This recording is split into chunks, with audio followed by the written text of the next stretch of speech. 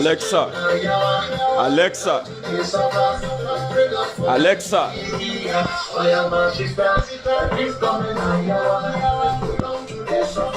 Alexa, turn it down to 0.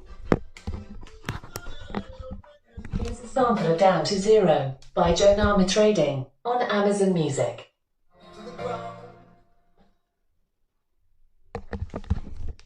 It's like we're having a bit of misunderstanding with Alexa this morning. Let me close this.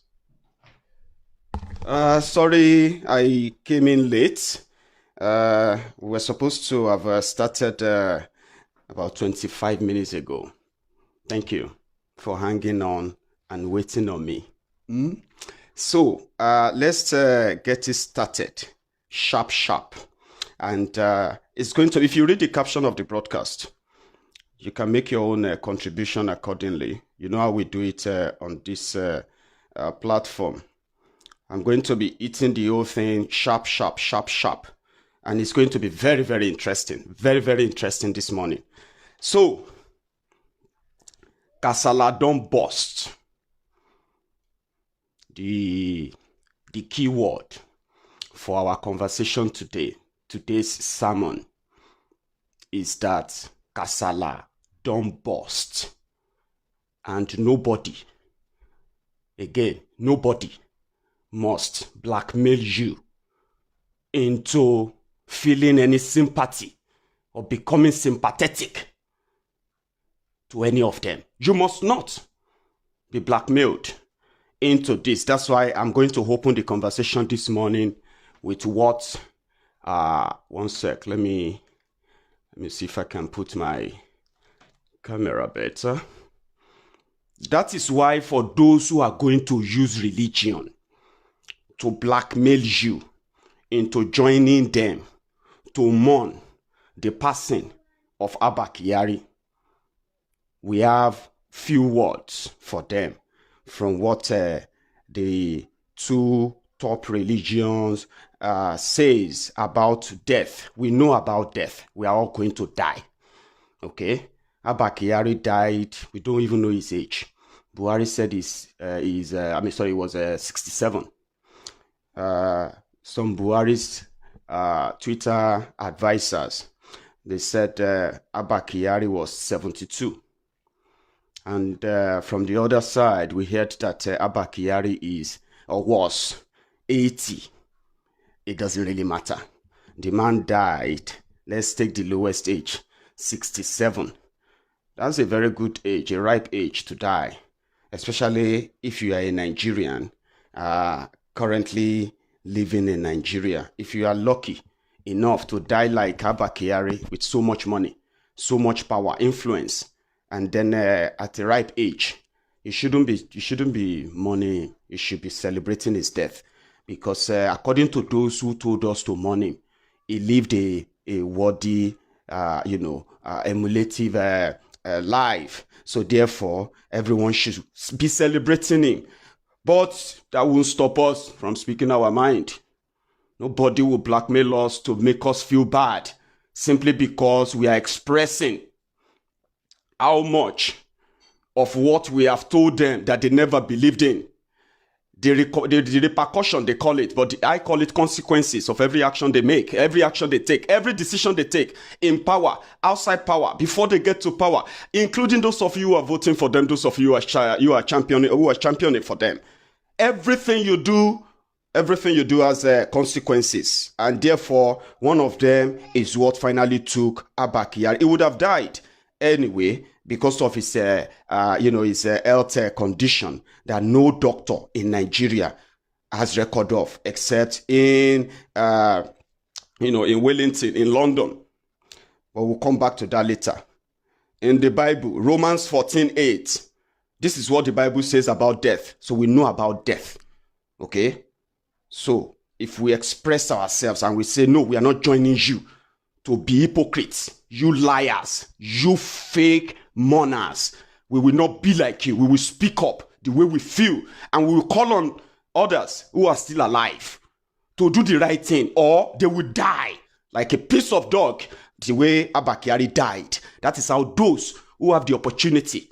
Because that's how they have been burying Nigerians. Oh. You know what I mean now? People have been dying. They've been killing people. Boko Haram death. Fulani herdsmen. Bandits. And so on. You know all of them. They have been killing Nigerians. The governor of Kaduna State, his name is El Rufai. El Rufai supervised the killings of over 1,000 Nigerians because they were Shiites. We will never forget that. They were buried in shallow grave in Zaria. So Abba Kyari also died like a dog, even though they try to make the dog look beautiful, to make the dog look valuable, to make the dog, the piece of shit look like what? Look like a royal person. It doesn't change anything. He died like a piece of dog. He died alone. That's how many of them will die. As long as they continue to pretend, right? And for some of you who are supporting them, you are dying anyway. You are dying. It's just that your own never make it to the. I mean, they never make it to the news. We never heard about how you died, how you defecated, how you struggled, how you suffered for things that ordinarily should have been taken care of in a better hospital for you, if there is one. But because there is none, many of you are dying. Many of your parents, many of your family members, people you know, neighbors, they are dying for needless reasons. But they died well in a way compared to how Abba Kyari died. He died alone. He died because he had a contagion, because he had an epidemic. And the healthcare system they left in Nigeria that has been killing Nigerians for years couldn't save him. So he died like a piece of dog. Apology to all dogs, because it's more or less like insult to dog to compare Abba Kyari with dog. Dogs are friendly. Dogs are lovely. Dogs are loyal. Dogs are faithful. And dogs are honest. That's what we know about dogs. Not all this kind of piece of dogs. So don't let anybody make you feel bad. You are not a bad person, okay? You are not a bad person for expressing how you feel about people who have caused enough wreck, death, killings, wailings, and name it. Enough havoc. They didn't do it themselves. They were in position, right, to sanction those things. And they approved of them while Nigerians were dying every day. Even the coronavirus has just killed about 17 people declared so far. But do you know that Nigerian policemen have killed 21 people in the last 14 days or 18 days of lockdown? Yes, they killed them like common criminals on the streets. Abba is boiling right now, but we'll come back to all of that later. This is what the Bible says about death. So we know about death, and we know that we are all going to die. But choose how you die. Choose how you will be remembered. Don't give us these beautiful, funny, fake stories. He's a good man. He's a that man. He was in position. And I'll tell you about him, a lot about him, just as we proceed. Romans, let's start with Romans 14:8. If we live for the Lord. And if we die for the Lord. So whether we live or die, we belong to the Lord. He will do whatever he wants to do with us. That's what the Bible says. So whether you mourn, whether you wail, whether you mock, it doesn't really matter. Whether you live or you die, everything about you belongs to God. Not you, not me, to judge. Another chapter here is Romans 8:13. For if you live according to the flesh, you will die. But if by the Spirit you put to death the misdeeds of the body, you will live. That is talking about his deed. When he was all by himself, he had the opportunity of saving lives, but he bungled it, right? With others, including Buhari himself. He is going to die alone too. Buhari, watch. So, Romans 6:23. For the wages of sin is death, but the gift of God is eternal life through Christ Jesus our Lord. For those who take it further to believe that once they accept Jesus as their Lord and Savior, then their sins are forgiven. Even if they die in Christ. I mean, there are traits that makes you a born again, by the way. So which means there are things you won't do. You won't be in position of authority and sanction stealing that will lead to death, right? And then when you die, You want us to recognize you and start feeling like, oh, God will punish me if I say what I know about this person. So let's continue. There is another chapter, says, John, that's leading to when you want to go to heaven when you die. The Thessalonians, 1 Thessalonians 4:14. For we believe that Jesus died and rose again, and so we believe that God will bring the Jesus those who have fallen asleep in him. So the life after death is not in my own hand. It's not in your own hand. Some of us, you've told us that we are going to hell, and we have accepted that, okay, fine. Let us continue to say the truth and let what happened thereafter happen. But here is what the Quran says about death. So there is a chapter here called in the Holy Quran, chapter 55, verse 26, says, all that is on earth will perish. So if you are religious, you are a Muslim, you know that if you decided to steal, if you decided to sanction,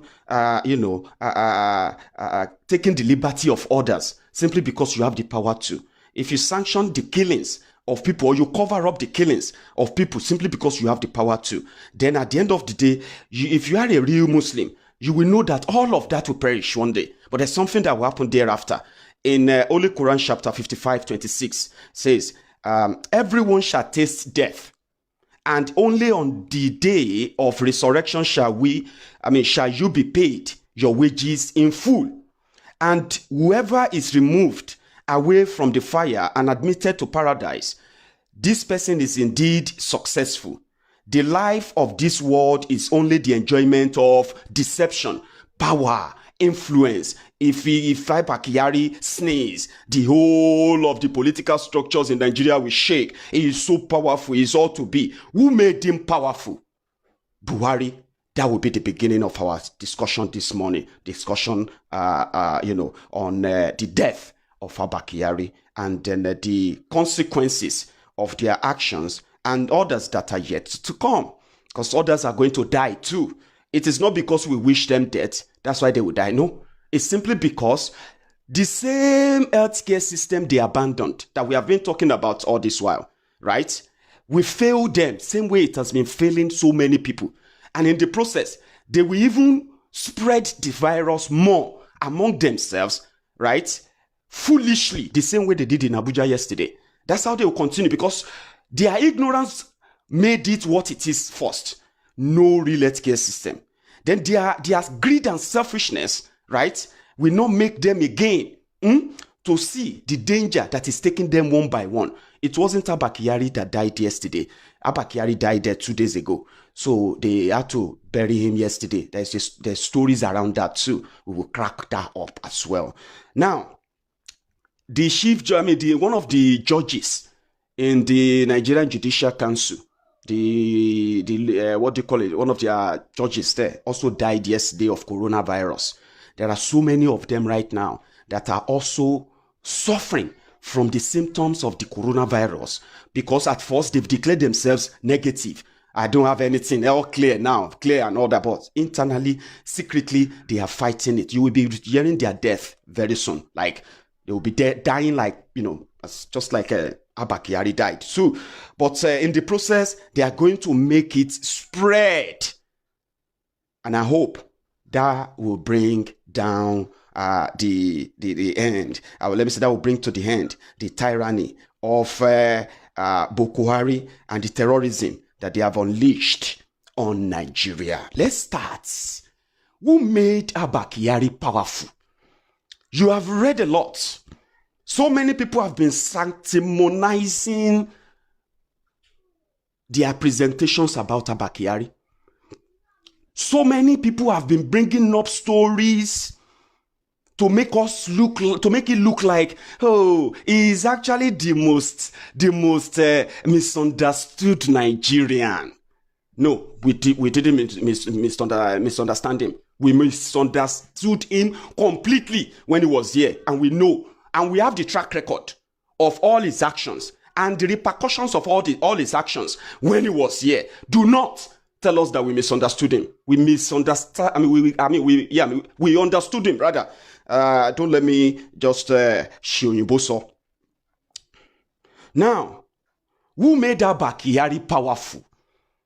I am going to present to you this morning everything that comes out of my mouth will be backed by the usual taking you down the memory lane.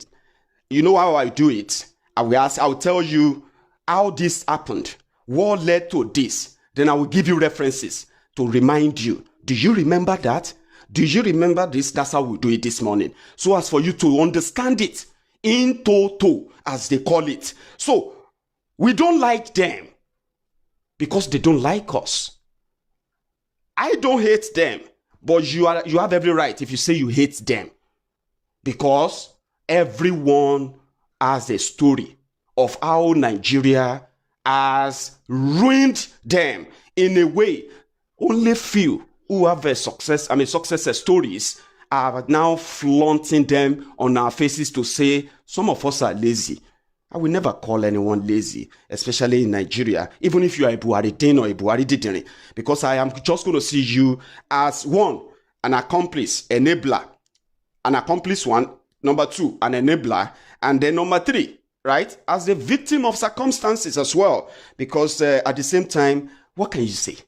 People who were born in 1999, when they never really witnessed what the military era was, or the people that were born when Nigeria military were in charge. I'm talking about those that were born in 70s, 80s. People like us who witnessed military brutality, who witnessed how things degenerated so bad to the point that you can only show your children pictures of coins, or if you have some you kept away, you can say Nigeria used to have coins and a very good currency until they ruined everything. What can you tell about the generation that came in 1999, the Indomie generation? What can you tell them about leadership? So this is where this will begin from. Now let's start from the death. Or let's start from who made Abba Kyari powerful, and what made so many people to become indifferent towards his death. People like me, I am indifferent, and I'm not going to be blackmailed to start feeling like I am a human. I will feel love. I've shown love to the people who deserved it. People like myself, people like yourself, people who have never been a partaker in the rotten system that has destroyed lives, that has destroyed, dreams. No more Nigeria dream. Nigerian dream now is just for you to become a politician or become a vuvuzela to a politician that can pay your bill, or you go in there yourself and steal the money by yourself or for yourself. So, what can you say about them? Who made Abba Kyari powerful? Buhari. When Buhari came to power, after the Tinubu of this world, after the Atikus of this world, after the Sarakis of this world, after the Kwakwansos of this world, after the Amechis of this world, and funny enough, ironically, after the Diezanis of this world, after they all came together to bring about the most terrorizing, a terror-infested government ever seen in the history of mankind. They brought back a dead dictator to rule over a democratic country. They used your money that they looted to mobilize to ensure that Buhari became president in 2015. Never forget.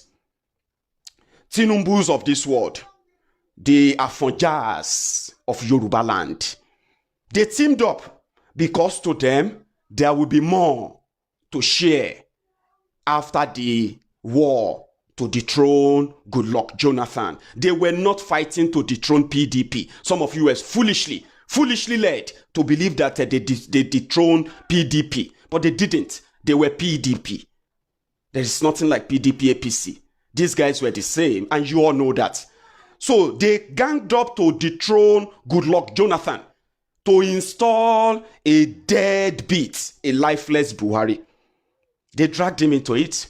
He flip-flopped throughout the whole campaign, but eventually they rigged him in in 2015. Then the drama began. Muhammadu Buhari, the newly elected president, after the, after the whole election drama, swearing in and the rest of that, the new president, Muhammadu Buhari, the moment he packed into Aso Rock, he appointed Abba Kyari to be his gatekeeper.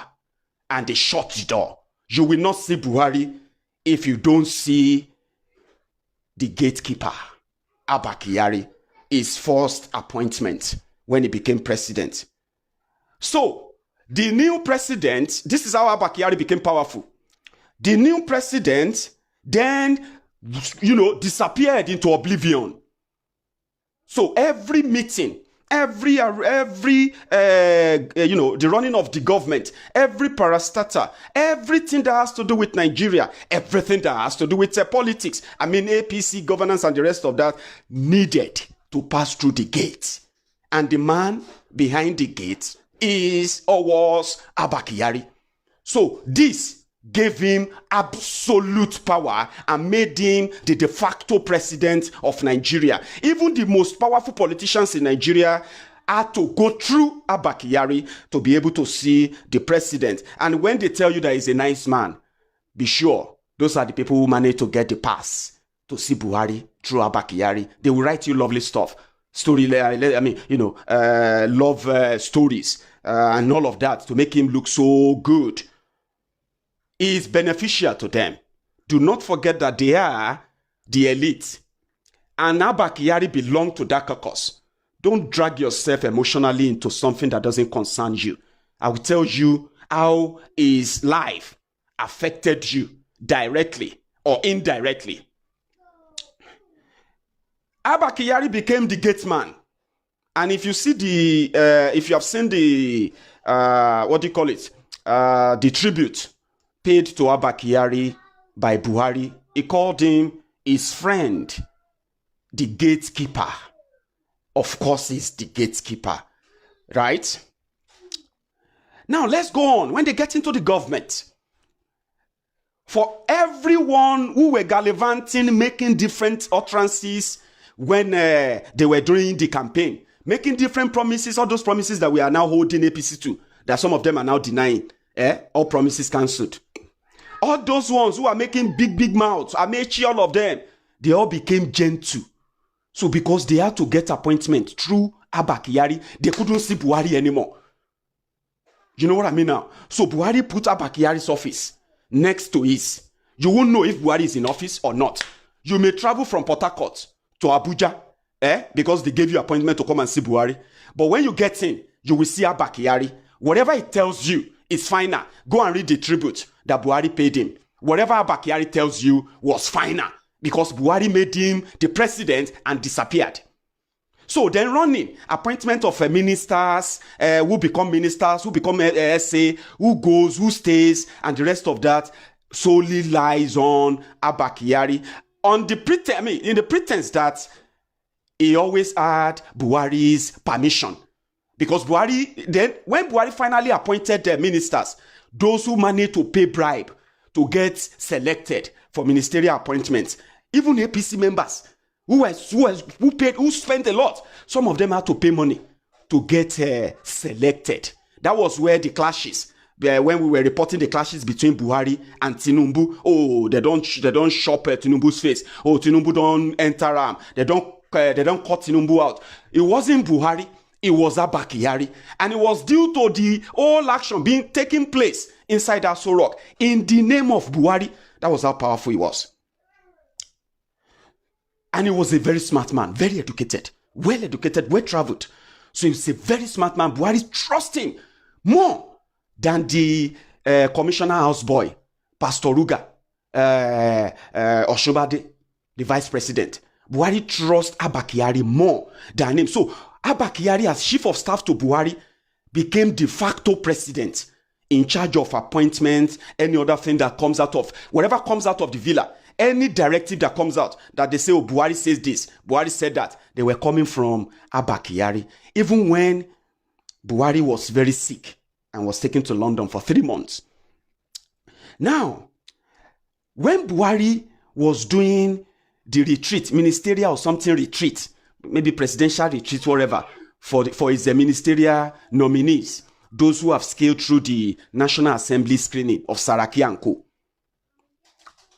Buhari publicly told them, if you want to discuss anything with me, official, unofficial, political, you have to go through my chief of staff. He handed over power at that retreat. He handed over power to Abba Kyari, and it was a message. You shouldn't question it. Are you with me? It was a message. So all this, they changed the military, the Nigerian defense chiefs. They changed them to Fulani. They changed them to this and that. They were all coming from the Mr. Strategy, the gatekeeper. That is why recently, before he died, Moguno, the one they appointed as security advisor to Buhari, came out and he sent a memo to all the security chiefs, to the Nigerian military, to Nigerian police, to the DSS and other security agencies and all that, that they should stop honoring security meeting with Abba Kyari, because Abba Kyari had no constitutional role. He's just someone that will take the list of who want to see the president, who the president want to see, and the rest. It's just like a secretary. So there's no constitutional role for him. But because Buhari handed over power to him, and it can be anybody. Let me be honest with you, it's not because it's Abba Kyari that is chief of staff. The presidents, they do that, by the way, especially lazy, clownish president like Buhari. They do that. They will just select a star minister. Under Obasanjo, that star minister was Ngozi Okonjo-Iweala. She was the star, the superstar minister of Obasanjo's era. And you know what happened? Because she had all the presidential backing for everything she did at the time. Same thing is what is happening to Abba Kyari. But in the Abba Kyari's case, he killed Nigerians by all those actions. So they now tribalize everything that has to do with Buhari's appointment, into public office. They now jettison what they bragged about, federal character. They just dumped it in the bin and they started doing what they liked. Then something happened. Buhari was very sick and he had to go to London. And he had to hand over to the vice president constitutionally, because it seems that he was going to go away for a long time. So they entered the dilemma. At the last minute, they decided to transmit a letter to the National Assembly to say Buhari handed over power to Osinbajo. That was where Abba Kyari's power was first threatened since they came to power. And that was in 2017. Buhari was very sick. And they needed to take him to London for different medical procedures, bypasses and the rest of that. Osinbajo had to become the acting president. And as acting president, like many of us in Nigeria as well, who have been so kind of enraged by the lies they sold you, how they told you that they were fighting corruption. Meanwhile, they are the cesspool of corruption themselves. Osinbajo came in, reacted to some of them. Osinbajo sacked Babashir Lawal. But before sacking Babashir Lawal, Osinbajo first sacked Lawal Daura. Lawal Daura was the appointed DSS director. He was the director that Abba Kyari approved to lead DSS when Buhari came to power.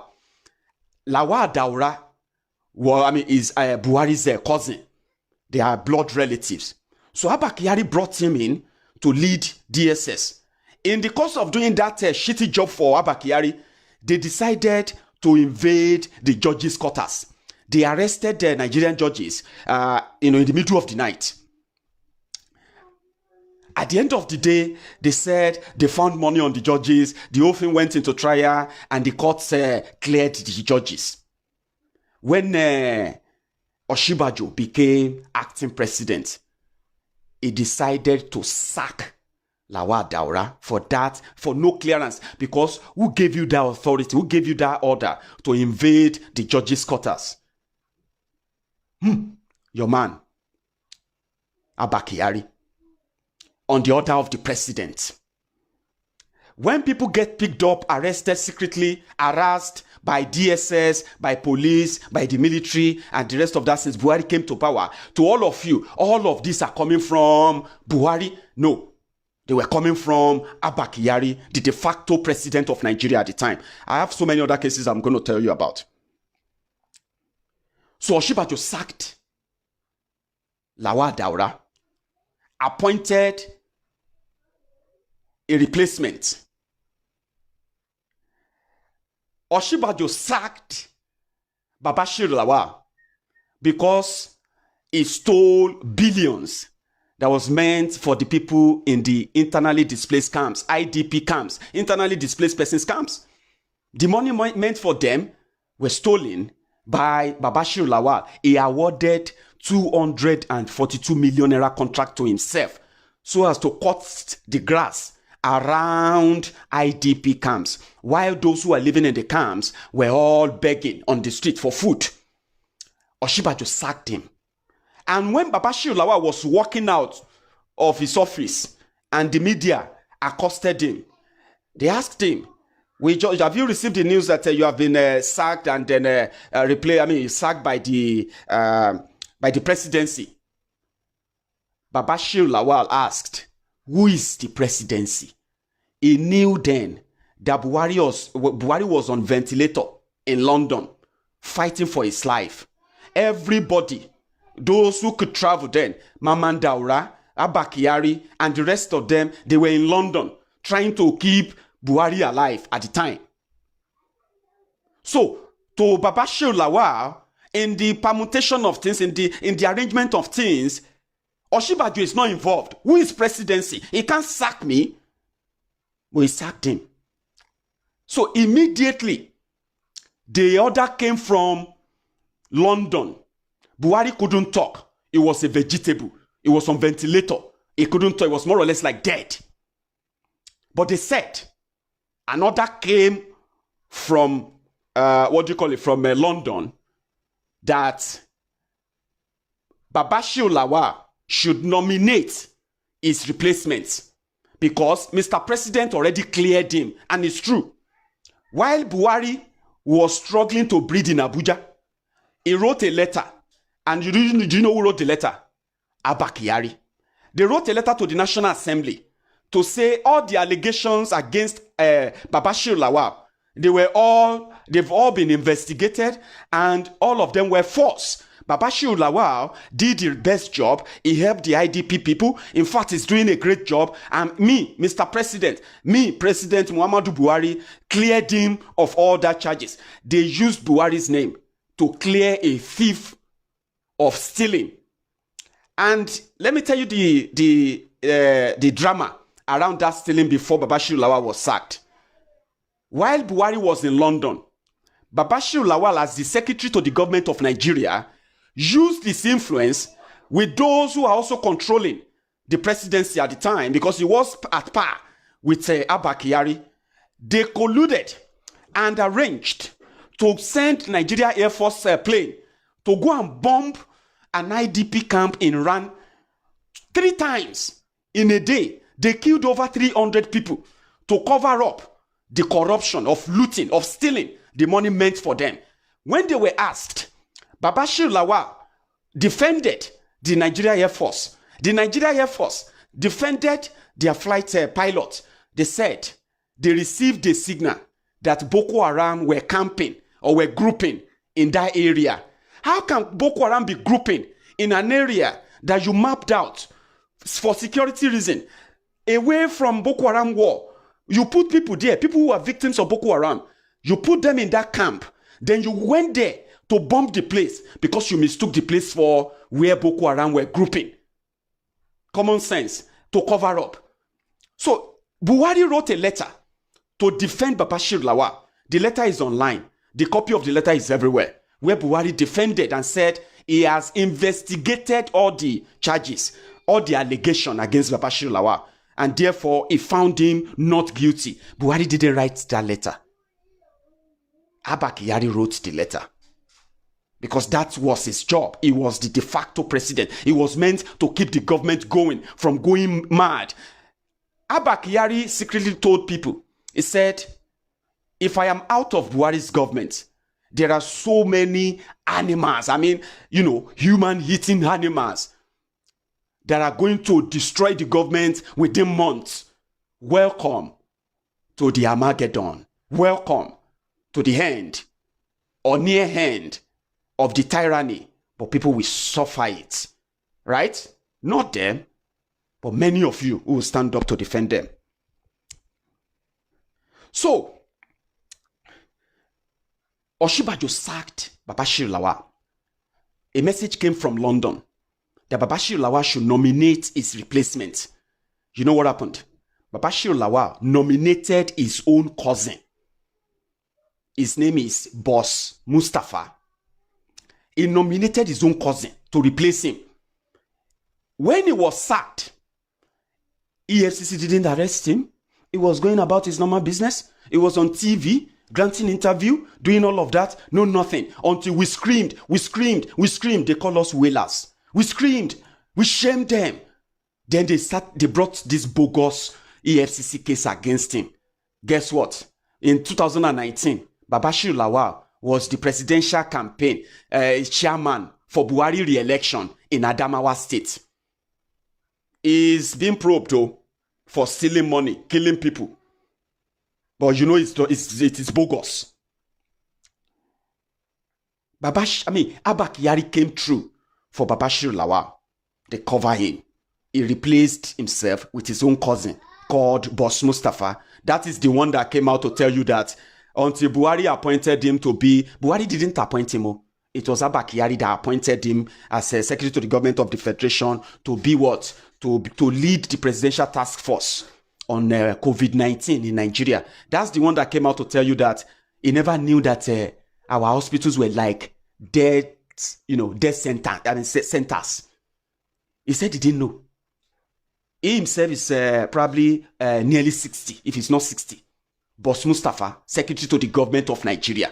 He didn't know that there is no hospitals in Nigeria until coronavirus came because he never used them. So that one will die now. You ask me to be human. Being human kill you there. They say being sympathetic bogey you there.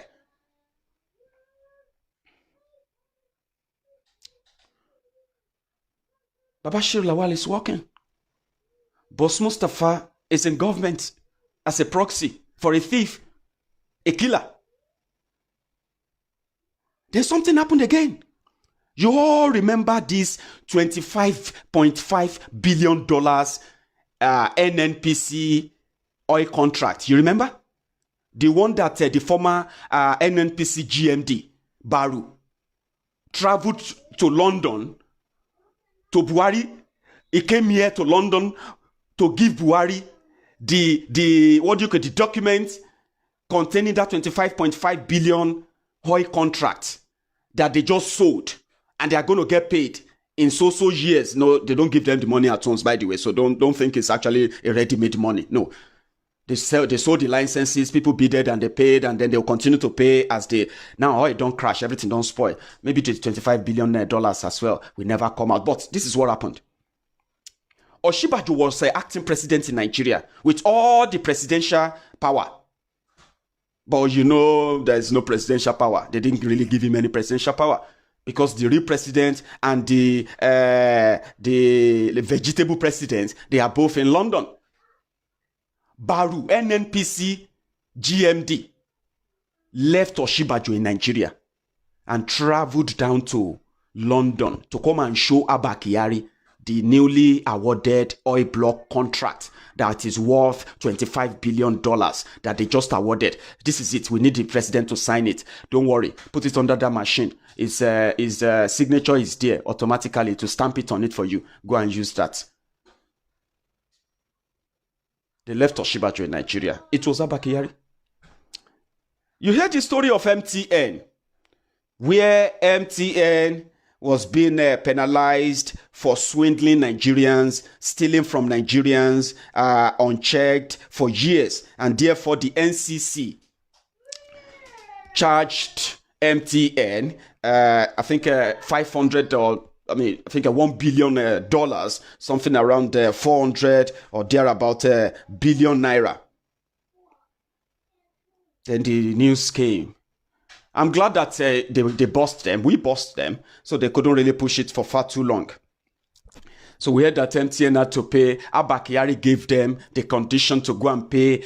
He collected 500 million naira, then ordered the MTN to pay, 50 billion towards APC's campaign, Buhari's re-election, and then they can write off the debt. The news broke. The arrangement, became leaked.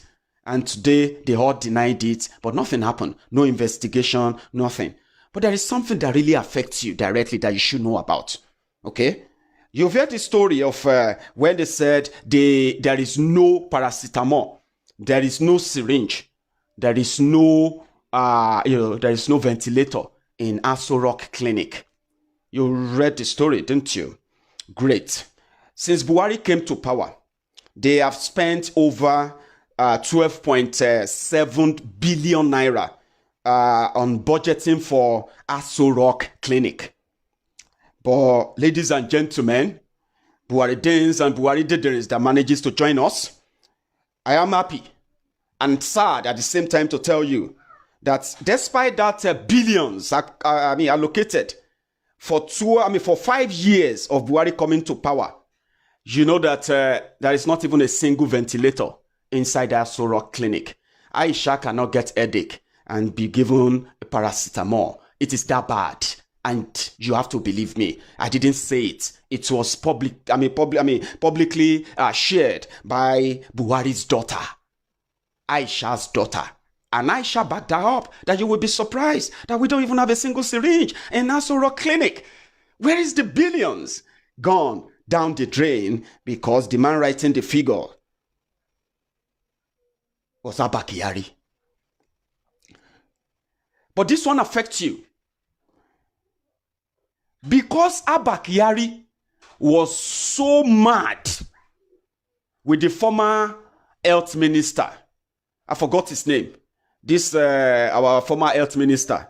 The one that said doctors can go and be making clothes. They should learn they should learn other trade. So that they can become farmers, they can become this. What's it? Isaac. His name is Isaac or Isaac Oduwole or something, or Adewole, the former health minister. He had a problem with Abba Kyari. And to punish him, to punish the minister, Abba Kyari moved procurement right of the Ministry of Health to Ministry of Agriculture. Let me break it down for you to understand what that simply means. It means that if Ministry of Health, in charge of health care in Nigeria, if they want to buy cotton wool and they need to write it in the budget that this is our budget, we want to buy bed, we want to equip Enugu General Hospital, we want to fix Sokoto General Hospital, well, that stuff like health ministry. They will only write it on piece of paper. Then they will submit it to the Ministry of Agriculture. Ministry of Agriculture. You won't believe that has been going on since 2017. You won't believe it. Do you know that even when Buhari was rigged back in 2019 and they appointed a different health minister, they still didn't change it. It's a memo. They will just tell you the president ordered. You can't query it. You won't even see Buhari to ask question. You remember that woman, Ita Enang, or what's her name again? The former head of service.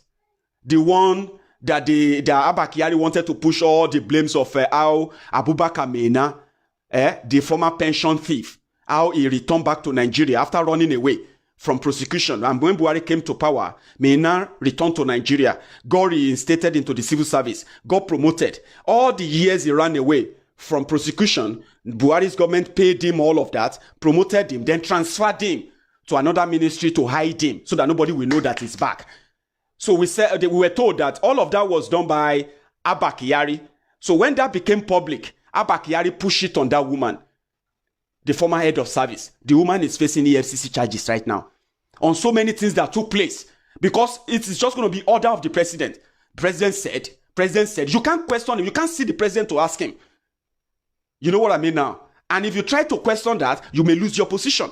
That is how they are running Buhari's government because Abba Kyari was the de facto president. Let's continue on the issue of the health. So because of the problem he had with the health minister, he stopped the health ministry from writing their own budget, from purchasing whatever they need for any health department or any healthcare department in Nigeria. Many of you didn't know that. You didn't. But now that you know, go and research it. Ministry of Health. Abba Kyari then became sick. He needed hospital. He needed care. He needed doctors. He needed people. He needed place to put in.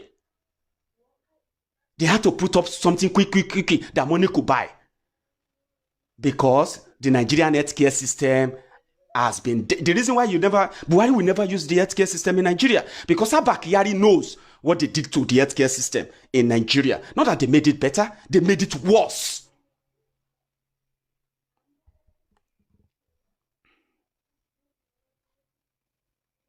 Are you with me? They made it worse. So to this day, as you and I are talking, maybe someone will be bold enough to change that memo and let the Ministry of Health begin to do their procurement. Okay, you can see that when they said Buhari gave 10 billion to Lagos, 5 billion to NCDC to fight coronavirus, did you hear anything being budgeted for the health ministry to fight coronavirus? They just merged the health ministry with NCDC now. Because to them, NCDC, we no get hospital, we no get anything, an agency that will only use the facility provided by the Ministry of Health. That's how it should be. NCDC should be a part of Ministry of Health. The Ministry of Health should be championing all of this in a way, just like everyone else, by the way. But guess what? They are merging the Ministry of Health now, merging it with NCDC. The Minister of Health, the current Minister of Health going about, doesn't even know what is going on. They brought in the Chinese doctors. He went to the airport to welcome them. When they asked him on TV, who brought the Chinese doctors? He said, we didn't invite them. Who gave them the approval? We didn't give them the approval. We didn't pay for them coming. Meanwhile, when the Chinese company that brought the Chinese doctors, when they wanted to thank Nigerians, they said, we thank the Nigerian government for giving us the approval to bring in. Who gave the approval? Maybe not the ministry. I hope that makes sense to you now. That the ministry is not in charge because Abba Kyari already destroyed them internally. They are only appearing and showing up just for camera. Ask people who understand the health sectors in Nigeria. So when they tell you to mourn him, if you get stoned, please stone them. Because they are just as useless as the person they are trying to make you love. You don't owe anybody any sympathy. You owe nobody any love. You give your love to who you want to give it to. And you give it to Abba Kyari if you feel like giving it to him. But nobody should blackmail you into giving up your love or your care or your feelings. How you feel about this. If you know what they have done,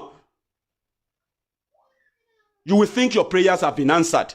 You will think maybe the prayer you have been praying for those who are killing Nigerians slowly should die shamelessly. And that's exactly what happened. You will think it's your prayers that worked. Because a lot is going on that they have committed that you will never, ever, ever have a tiny bit of feelings for them. Ever. Let's take it on. I am giving you facts that you can search. If you are not too lazy, right? You can search for it on Google. All these keywords I'm giving to you, they are those things to lead you to the information I've already explained so far. Let's go on. Security. The one that brought Buhari to power. Gong.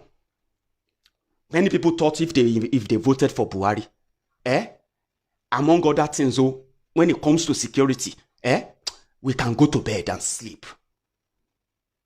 Nobody will do anything when Buhari is president. That was how someone feel. The Buhari Danes, the Buhari Didenes, the Buhari Denotus, the Buhari Dijatus, the Buhari Shukus, the Ngozi Haris, the Uneka Haris, the obedient fools, the humble slaves, the sophisticated morons, and your uncles and aunties abroad, the Abroadian Buhari Danes, Buhari Didenes, the premium Buhari Denotus and Buhari Dijatus, the Mumu Madus, the Bele lecturers, the Mumu lecturers. Was that not the reason why many of you voted for Buhari in 2015? Jonathan was too soft. He was too corrupt to even fight Boko Haram. It was this, it was that. Now Buhari became the president in 2015. This is what played out. Buhari became, Buhari became the president, just like I said, and said he was going to fight terrorism. Now, terrorism is striving. When he came in, we were fighting Boko Haram. Today, we are now battling with bandits, with Fulani herdsmen, and so many other sundry criminals who have been facilitated across the country to further destroy wherever is left, the carcass of the country. Who made that happen?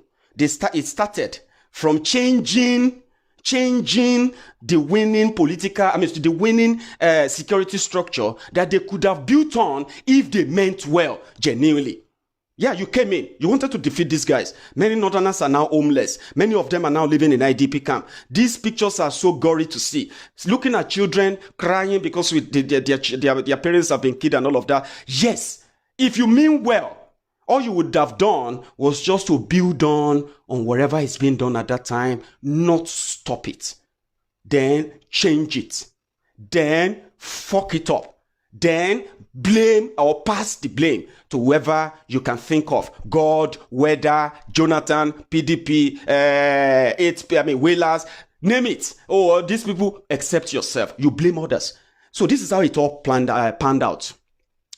When Buhari came in, he sacked those, they were cherry picking. Because in 2014, 2013, 2014, when they were fighting the war against Boko Haram very, very strongly at the time, under Jonathan,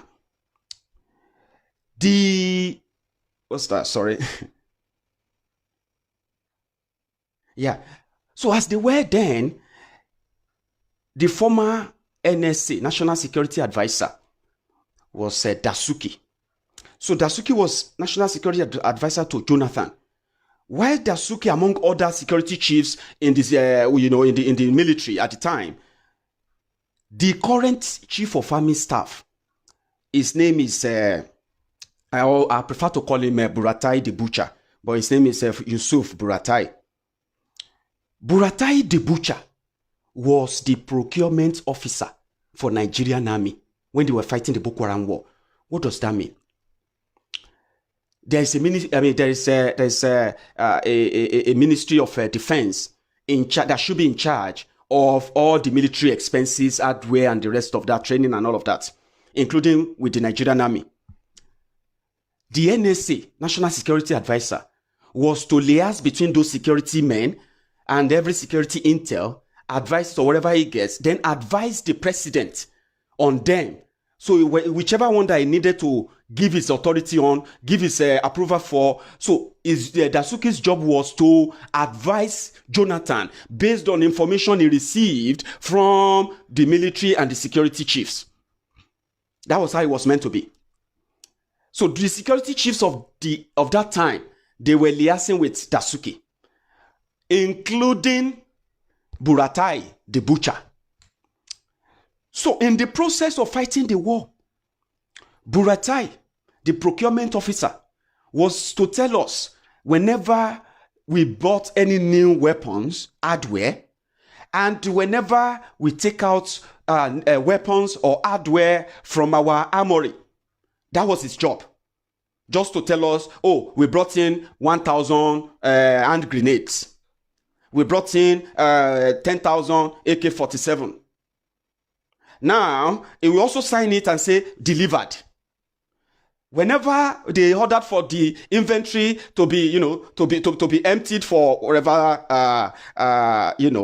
whatever war, whatever they want to go for, it was the job of Buratai the butcher to also tell us how many guns they take out of that storage, how many bombs, how many this, how many bullets, how many, you know what I mean now. So that was his job. Throughout Jonathan's time, Buratai was signing that every weapon bought for Nigeria army were delivered. He was signing it. He was signing it. Many of you know the corruption that is involved in that, right? Good. So when Buhari came to power, Buhari arrested Dasuki. Arrested others. So there are other people arrested, not just Dasuki. And said they looted money meant for the fight against Boko Haram. They didn't buy any weapon. Because when they checked, they realized that there was no weapon bought. It was a lie.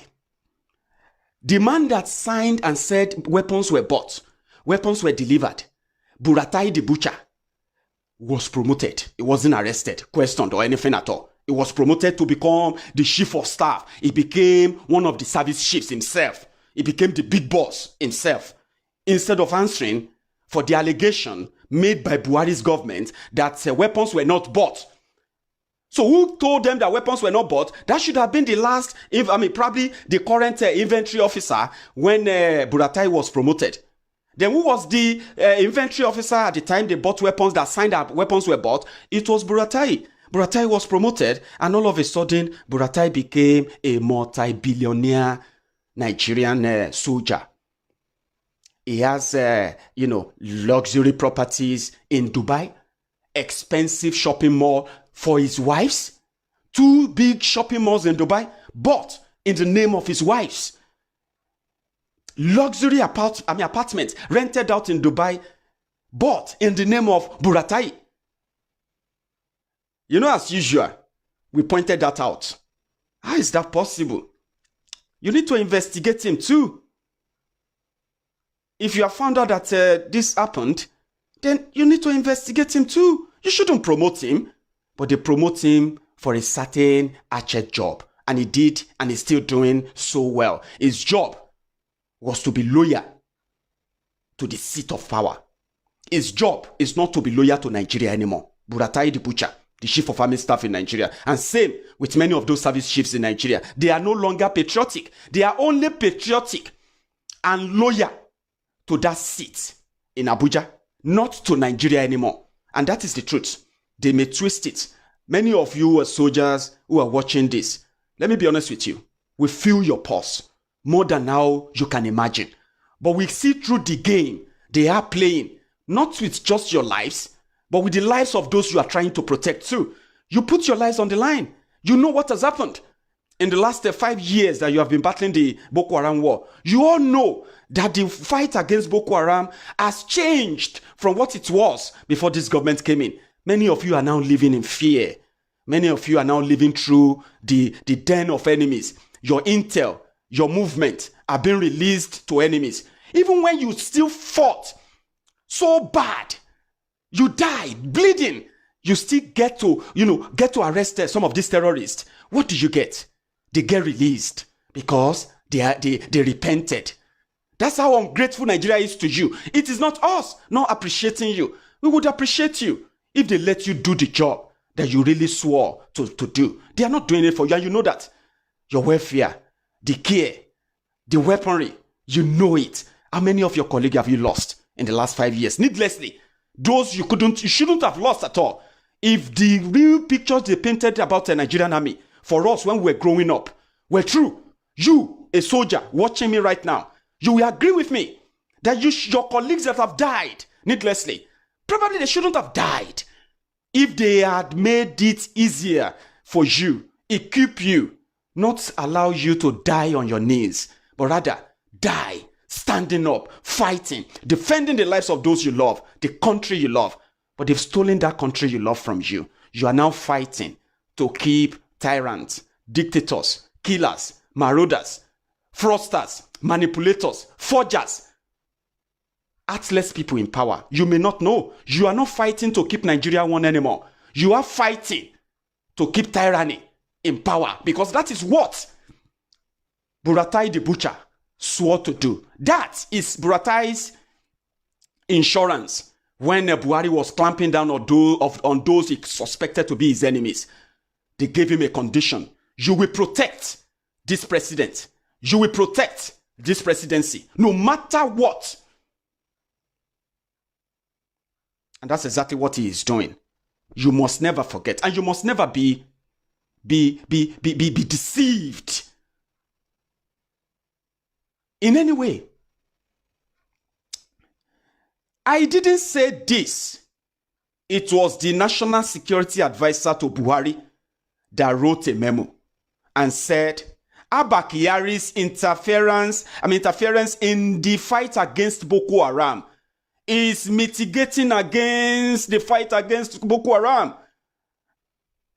Listen to this again. I didn't say it. It was Buhari's National Security Advisor. His name is Muguno. He wrote a memo. He's so concerned. He saw the pictures of our soldiers being killed. Some of our soldiers being captured, slaughtered by those miscreants that they actually have locations. They contact those in power. They get protection and intel from them.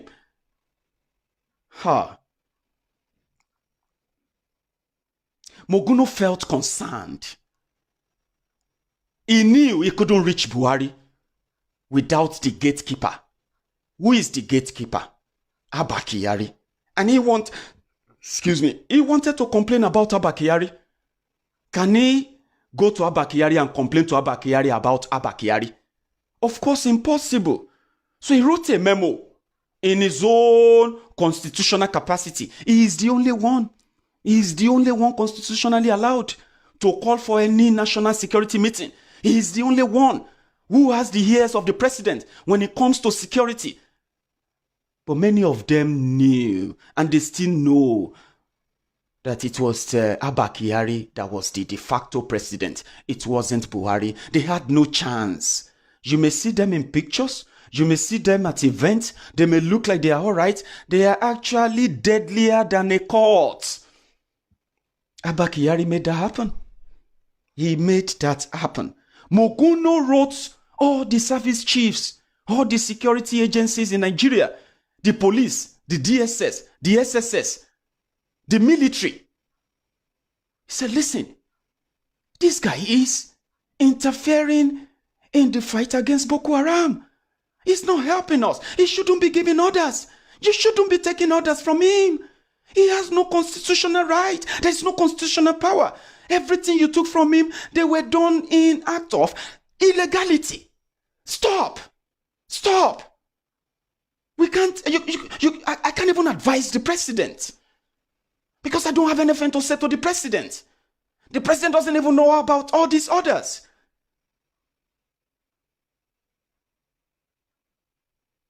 Abba Kyari released the memo. He released the memo to the media to hang Moguno. So, and in their usual way, in their usual Machiavellian way, he will give him a long rope to tie and hang himself if he was to be alive. So if you see people who tend to throw caution into the air, right, and celebrate Abba Kyari's death, probably you should ask, because some of the APC members, 80% of them are celebrating his death right now. They may tell you to let us be human. They are not human beings. They are a bunch of animals. Do not be deceived or blackmailed into any of those lies. They are not human beings. They are not animals. I mean, they don't think like humans. They don't think they will ever have to die in Nigeria when others are dying in Germany, dying in London. They should put it there. I schooled in London. I schooled in America, Harvard, went to Oxford, I went to Cambridge, I became this, that, yeah. Then I've returned to Nigeria to develop my fatherland. So I contributed immensely, hugely, to the growth and development of Nigeria. Blah, blah, blah, blah, blah, nonsense. Development that made you the poverty capital of the world. And they are bragging about it. Then they want to say, oh, and I died in London hospital because there is no hospital in Nigeria. I forgot about that. So they want to walk to heaven with that certificate. I schooled in Cambridge. I got a scholarship to go to Harvard. I studied economics and human development. I studied blah, blah, blah, blah, blah, yeah. He's an international lawyer of repute. Fuck off. Fuck off with those bullshit. The country those intelligent people built is Nigeria. You have it there. No 24 hours electricity. Educated people, professors, rigging election for thugs, for criminals. Educated professors. Say, Professor Fagbui. Professor, the first Nigerian mechanical engineer. Rubbish. So what happened? He died. That's what happened. So, his actions mitigated against the fight on terrorism. Under him, they made arrangements with Boko Haram. Remember, Buhari came to power, promised that he was going to defeat Boko Haram. He was going to return those who are living in IDP camps. He was going to return them back to their various homes, and everybody will live happily afterward, and the rest of that. The lies they sold you, the lies the Mumumadus are still trying to force on us. One by one. When it comes to the time that, they said the coronavirus is cleaning the earth. Let it clean all of us away so that we can leave this world for the real people. I mean, people who have feelings, not pretenders, hypocrites, who always want to blackmail you, drag you into their own victimhood. Let us remember the last day. Forget it. All of us get our last day. The world ends when I stop breathing. The world ends. Your world ends the day you stop breathing. Then your life probably lives on for those you manage to impact. And that one is between you and whatever happened to any of us. We are all going to die. Nobody should threaten anybody with any fucking fake death. We will all die. How we are going to die, we don't know. So, but we will die. But this one that we have witnessed is just to remind ourselves of those who have died needlessly. Because this single man probably thought he was going to live forever. Powerful. They are powerful. 2023. We are going to work it out. It's so brainy. Buhari has lost a very dear friend. May his heaven be as exactly as beautiful, as peaceful, as prosperous as Nigeria he left. That's the prayer you should be joining them to pray for him. May he face what you are facing in Nigeria, in the heaven he's going. Exactly. Because he didn't even face what you faced, by the way. So, he secretly made arrangements with Nigerian army to be releasing Boko Haram terrorists back to the society. Because they said, listen to this, the reason why I'm attaching everything to him, you remember, is because he is your de facto president. Buhari is lifeless. Okay? He can't even talk. For real. You know what I mean now? So Buhari is lifeless wherever he is. He can't think. It's like removing one of his bones, but he's a dictator. There is someone worse.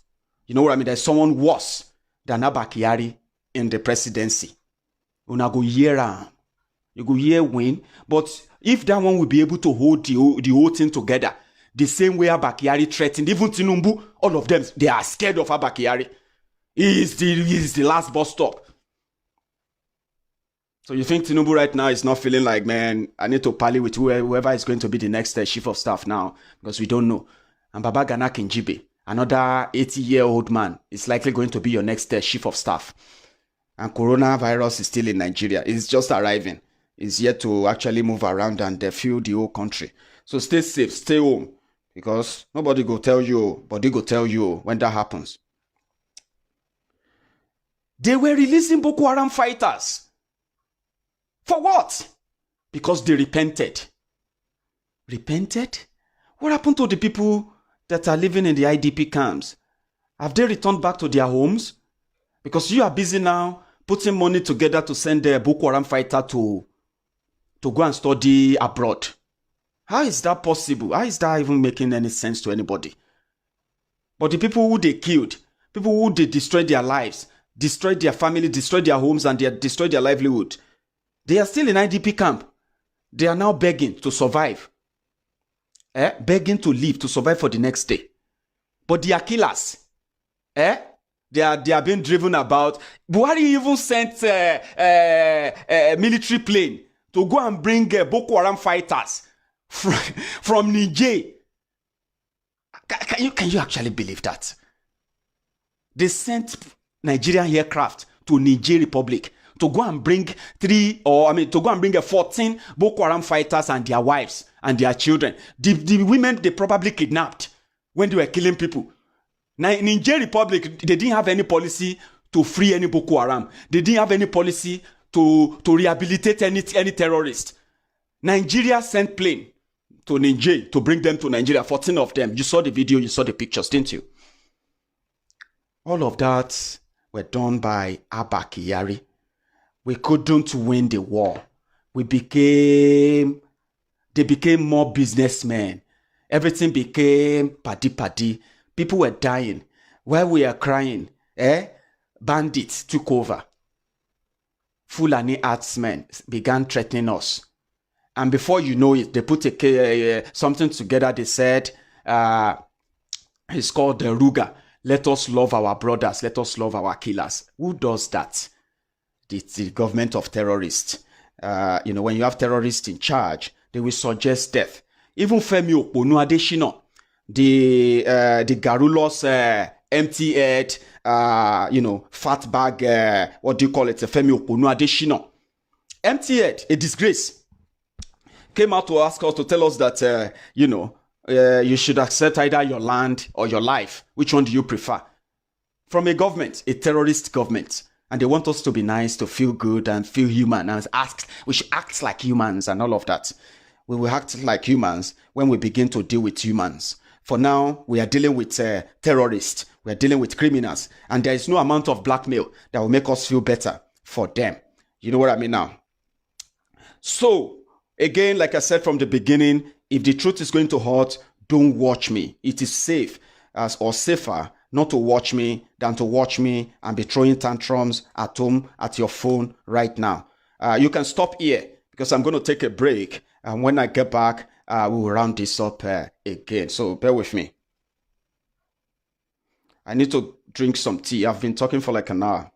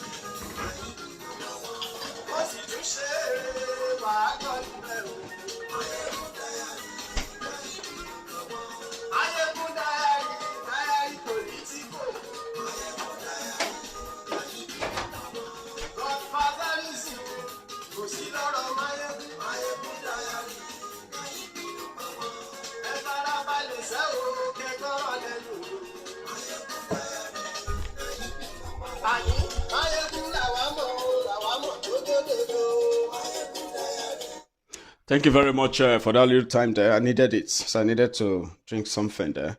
So my tea became the option. So to cut it all short, we have done our own part. We are following our own path and we will never derail. We know all the lies they have sold us.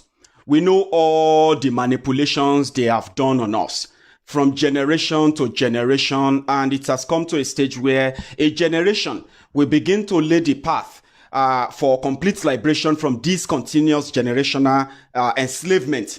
There are those who intentionally, who willingly submitted to be enslaved simply because of what they want to eat, simply because of the fear of not going hungry. However, some of us would rather go hungry, die hungry, than beg, grow fat as a slave in a way. And most of this slavery thing, by the way, is mental. It is always mental. You can live in the poverty capital of the world and make yourself feel like you are better off simply because you want to make yourself feel like you are better off. But there's no difference that actually differentiates you from those who probably don't even have like you. You live through that corrupt, destroyed, rigged system anyway, and everyone will be a victim of any system that is rigged against the majority.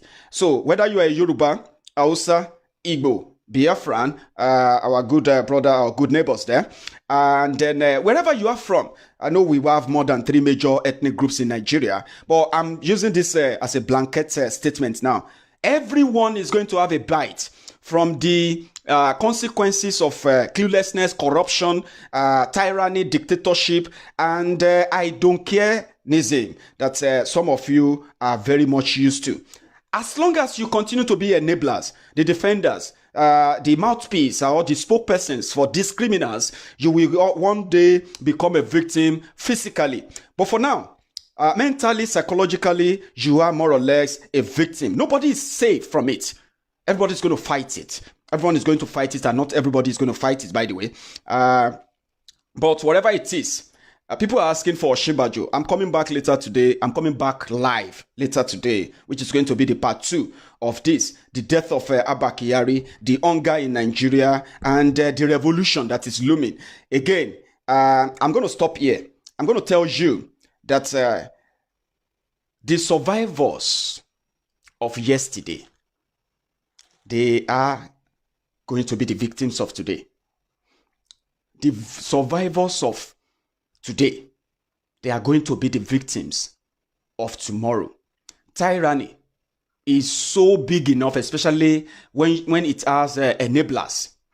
Tyranny is so big enough that it will go round directly or indirectly. So for those of you who will continue to defend them, for those of you who will continue to push the narrative of, narrative of let us respect the dead, even the dead man didn't even respect those of you who are alive. You know why? The confusion that brought in the coronavirus in the first place into Aso Rock, the negligence, the big manism, the arrogance of power, the influence, the throwing their weight about that they love doing all the time, that if they don't, they're just going to feel dead, was the reason why he died in the first place. Because when he traveled, number one, it wasn't even like, it doesn't even have that constitutional role to go and speak for power generation in Nigeria, to go and represent Nigeria for power generation in Germany. When you have a minister of power, when you have those fake men that they put in office, give them offices, make them look like they are going to do something when they won't do anything, by the way. So he went to Germany when the coronavirus was at its almost, was getting to its peak in Germany. He moved about, had a meeting with German, in the Germany, in the Nigerian embassy in Berlin. Came to Nigeria out of, he's educated man. They said he's educated man. He's so educated, he said, me, I'm not as educated as he was. But I won't do that. Yeah? He arrived in Nigeria, went to see Buhari, talked to Buhari like nothing happened, like normal. Then Buhari, Yaya Bello's mom died. They want to do Frida prayer. Oh, we needed to invite Buhari. Buhari can't come. Abba Kyari go and represent me. He traveled down to Kogi to go and represent Buhari. He was doing everything, doing meeting, hosting people, going to seminar. He even hosted the NCDC, Presidential Task Force. So he felt like it was nothing. Then when he began to cough, and he began to cough and cough and cough, then they began to think, oh, could that be, oh, let's go and isolate him. Go into isolation after 2 weeks. He's already everywhere. He's already spread the whole thing. He even died. They are still doing that big manism. NCDC should be the one, burying the any COVID-19 victim that died. And if you are a family member to witness, you want to witness the burial, you will be given the attendance, guidelines. But look at what happened in Abuja yesterday. Look at the drama. The thing just started. You no have an idea. Okay? The thing just they enter Nigeria. The fact that Nigeria is now scaling up a test is what will give you an idea of what is going on. By that time, you'll think, oh, this thing just happened. People are now... No. It's been around. The test they are going to start conducting now will release some higher figures. And again, remember this. I keep saying it. Coronavirus is not a death sentence if you don't have any health care, any health issue. But now that we have seen among those who have died, who never had any health issue, who have also contracted the coronavirus and died, now the best advice is what? Is that you should stay home. And if you have to go out, which I believe many of us want to, do as much as possible to stay away from gatherings, to keep your distance. It won't kill you. Because if you get them, Baba, God help us. So more people have recovered. Over 197 people have recovered with the data we have so far. And the confirmed cases is now over 540 in Nigeria. 197 recovered. Active cases is about 200 and something or thereabout, or 300. So whatever the whole thing works out to be, more tests will reveal what is on our hands. No joke. Prominent people will die. And you will read about them on social media. You may think, well, na them. There are other poor people that will die. Not so famous people that will die. And my brother, you don't want to see that. So do your best. You know what we have. There is no ventilator, no nothing here.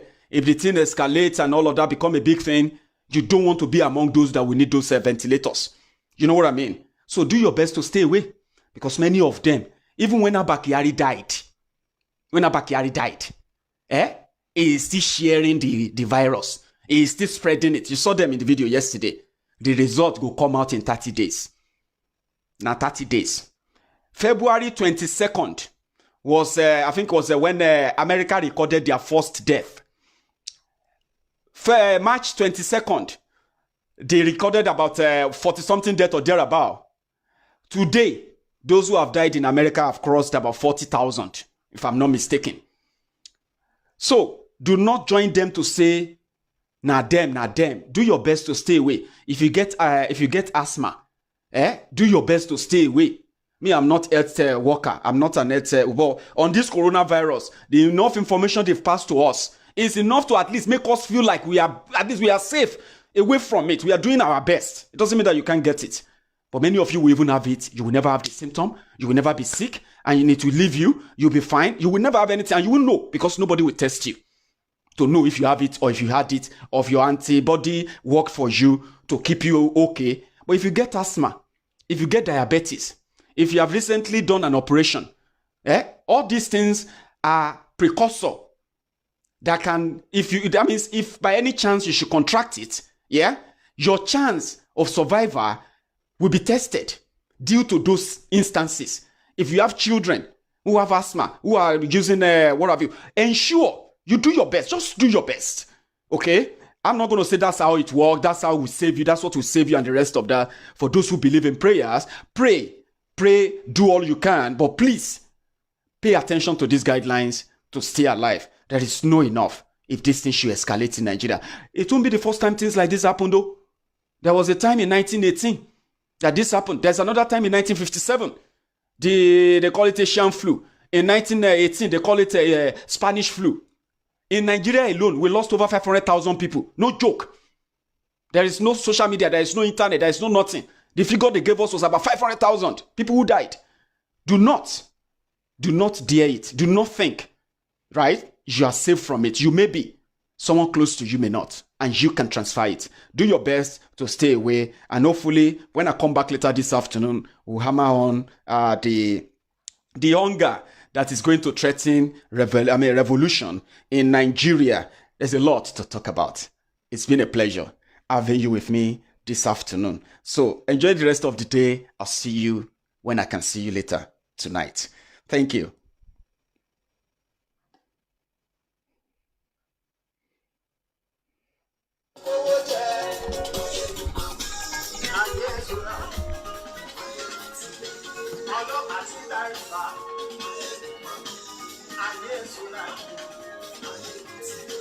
Aṣòfin tí ó ń fi òun ayé ìṣúra kìí lọ́wọ́ olóṣèlú ayé ìṣúra ọ̀jẹ̀lú ẹ̀ṣúra kìí ayé ìṣúra kìí.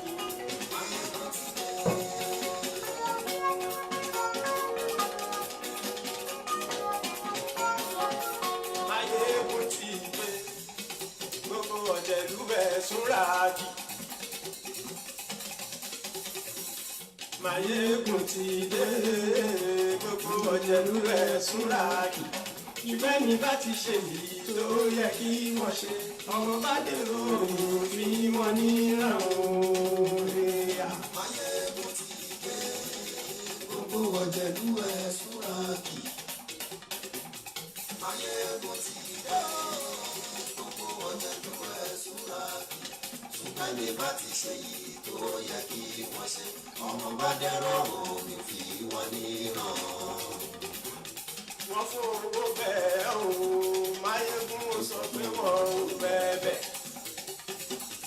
Wọ́n fún owó bẹ́ẹ̀, Máyégún ó sọ pé wọ́n ò bẹ́ẹ̀. Oníkanṣáàjì ṣe yìí tó yẹ kí wọ́n ṣe. Máwọn ará ìlú tó gbé wọn débẹ̀ òun pàdé. Máyégún ti dé, gbogbo ọ̀jẹ̀lú ẹ̀ súnra kì. Máyégún ti dé, gbogbo ọ̀jẹ̀lú ẹ̀ súnra kì. Ṣùgbọ́n ní bá ti ṣe yìí tó yẹ kí wọ́n ṣe. Ọmọ bá dẹ́rọ̀ òní fi wọ́n níran. Kì máa rí ṣe ọ̀rọ̀ yìí kì í ṣe fẹ̀. Kì máa rí ṣe ọ̀rọ̀ yìí kì í ṣe fẹ̀. Lẹ́yìn bá ti lè lẹ́bọ̀ lẹ́rù o. Ọmọ bá lè ro kàṣà ìtú wọn síta. Máyégún ti dé, gbogbo ọ̀jẹ̀lú ẹ̀ súnra kì. Máyégún ti dé, gbogbo ọ̀jẹ̀lú ẹ̀ súnra kì. Ṣùgbọ́n ní bá ti ṣe yìí tó yẹ kí wọ́n ṣe. Ọmọ bá dẹ́rọ̀ òní fi wọ́n níran. Tẹnitẹni ọmọ Máyégún ọ̀rẹ́ ara ìlú màmá ni. Mo fọlọ́run sọ ẹ̀ bá kìlẹ̀. Lóòótọ́ olódodo ìlú ọ̀tá ìlú màmá ni. Ìwọ ṣá máa ṣọ́ra kó sì máa bẹ̀rù.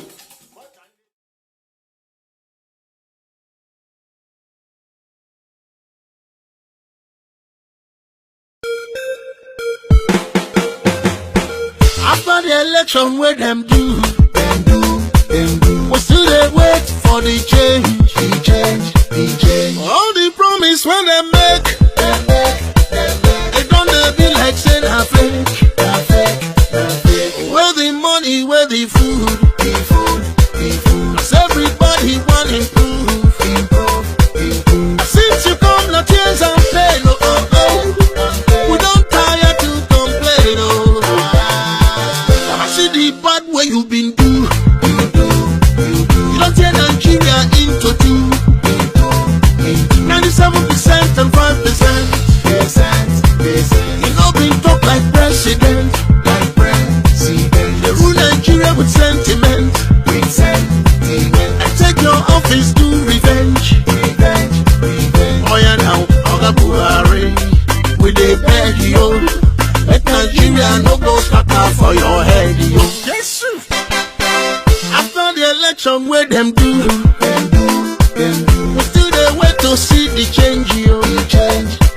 Cause all the promise when they make, they don't be like say na fake, yo. And where the money, where the food, Nigerian people want improve. But since you come, na tears and pain, we don't tire to complain, no employment for the youth.